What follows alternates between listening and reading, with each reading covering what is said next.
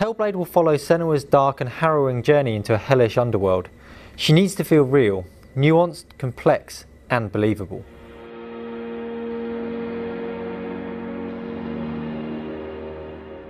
For cutscenes in a typical AAA game, a voice artist delivers the dialogue, another actor performs the body motion, and animators hand key the face and cameras.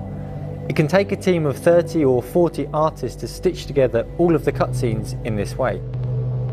Our entire team on Hellblade is 13 people, yet we still believe that there is a way to shoot and produce high quality cutscenes on a budget.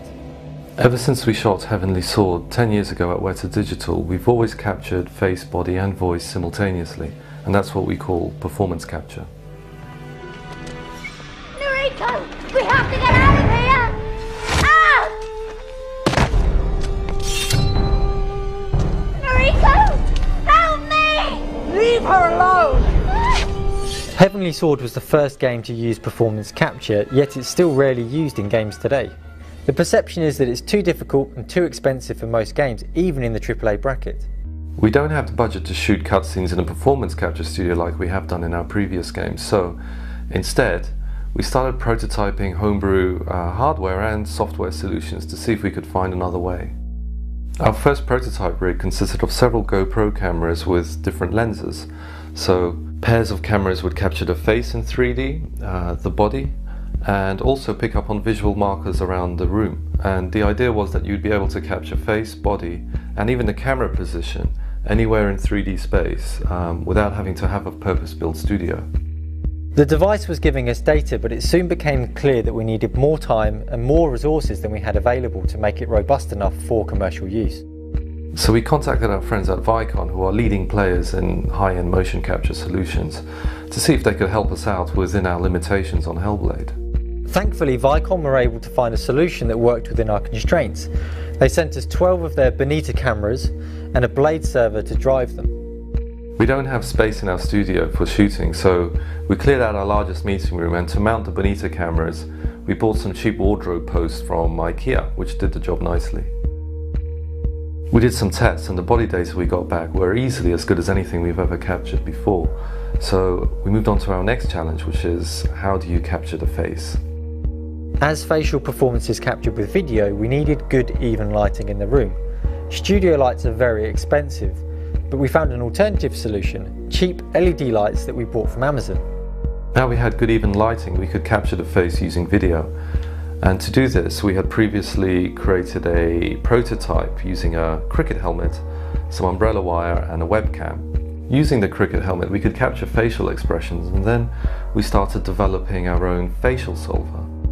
The facial solver is needed to interpret the video feed into real-time 3D facial expressions. I want each person here to give George their report by Thursday afternoon. Stop laughing, Stuart. You fucking woolly. For the shoot proper, we would need a much more robust solution than the cricket helmet. So for that, Vicon kindly lent us their high-end Cara head rig, which consists of 4 cameras, which allows you to capture the full 3D facial expression of the actor. Despite good results, we're still looking for even more cost-effective solutions, including 3D printing our own helmet. So now we knew we could capture the face, but you still need to convert that video feed into a believable real-time digital double. And to create a digital double, we used a technique called Photogrammetry, which is able to construct a 3D face from a series of photographs. But instead of just using still photographs, we used GoPro cameras, and that way we could capture the full range of expressions as they happen. And to capture even finer levels of detail, such as skin pores and wrinkles, we created another prototype device called the plant pot. And it's called a plant pot because it's actually housed within a plant pot casing.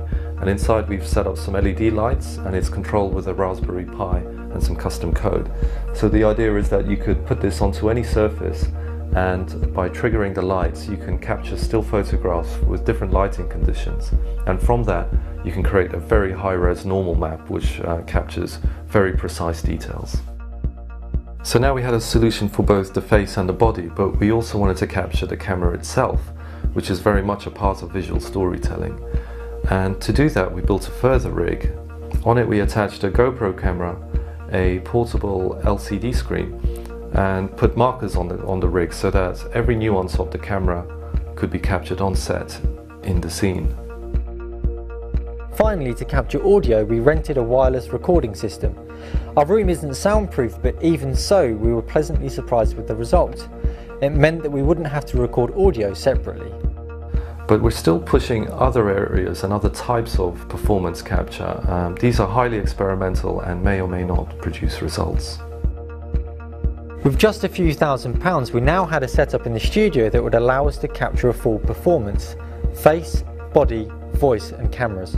We also hope to show that a small team with limited means is still able to capture high-end character performances, and this is something that up until now has only been the preserve of big-budget AAA studios. So to fully test our setup and see if all the pieces of the puzzle come together, we conducted a test shoot, and we're still putting this together, and it's something that we hope to show you soon.